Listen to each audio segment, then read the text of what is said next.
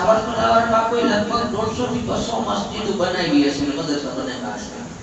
પણ એ કેવી રીતે એ ગામમાં ફેમિલી એમ કે તમે ગામમાં ધંધો કર્યો તો કે હા કેનો તો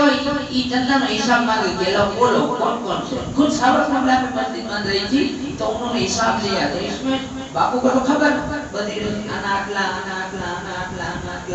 एમાં 4-5 ઘર રહી ગઈ તો કે આ બધામાં કેમ લખેલા નથી પૈસા તો બાપુ એની પાસે ક્યાં લેવાય તો કેમ ન લેવાય કે દેવાય ઓકે કે દેવાય કેમ એની પાસે લેવાનું ન લેવાનું કારણ શું તો બાપુ તો ફકીર છે તો બાપુનો જવાબ સાંભળો બાપુએ શું કીધું બાપુએ કીધું કે ફકીર છે